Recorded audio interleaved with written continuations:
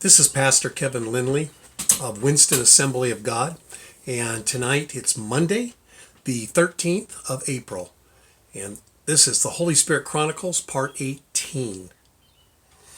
As it's the beginning of the week, the day after Resurrection Sunday, I'd like to speak to the reality of heaven. This might seem like a departure from speaking about the Holy Spirit, but it's not. You'll see.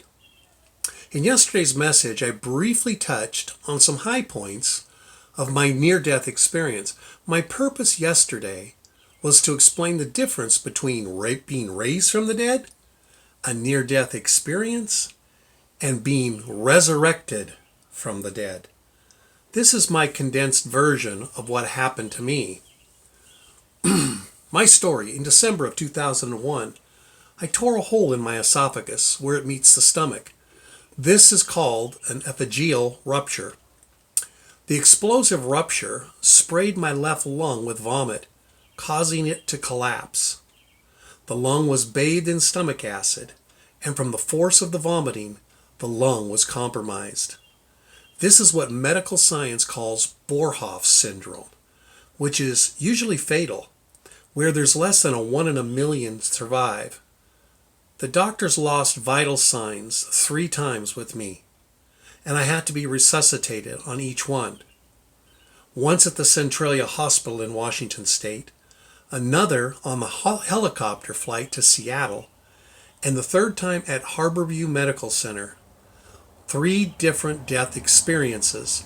I had 3 distinct experiences in heaven as well.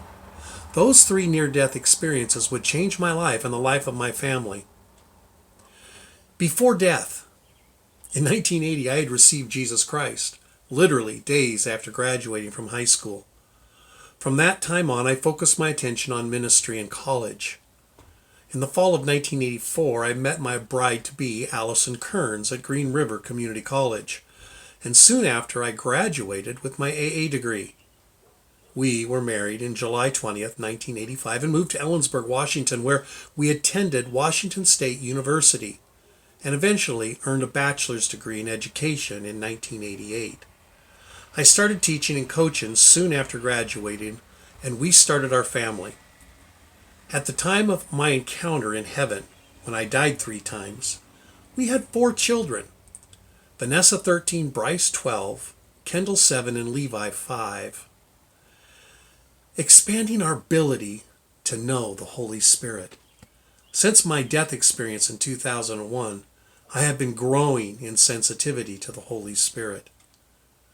I have come to realize that a person doesn't have to have a near-death experience to walk in continual encounter with the living God. But each person has a road to walk, trials to overcome, tests to pass, and choices to make. These choices make us, they shape us, they transform us, or they can ruin us. There is a pursuit, a seeking after God, a longing for more of Him that came after my visits in heaven. I realized the real meaning of knocking on His door, seeking His presence, and asking for more of Him. Go big, and I'd like to say, go big or go home. We can't be lackadaisical about our pursuit of the Holy Spirit and recognizing His voice. There must be a pursuit of the Holy Spirit and the things of God. This pursuit is progressive, ever growing, and ever learning, continually stepping into uncharted territory. This seeking after God is a reckless abandon, a passionate pursuit, a forcing of more of His ways and His purposes in our lives. This is truly acknowledging the daily active working of the Holy Spirit in our lives. He is a God who is there, and He wants to be known. More tomorrow on the actual heavenly encounters I experienced. This is Pastor Kevin Lindley with the Holy Spirit Chronicles, and this is Part 18. See you Tuesday.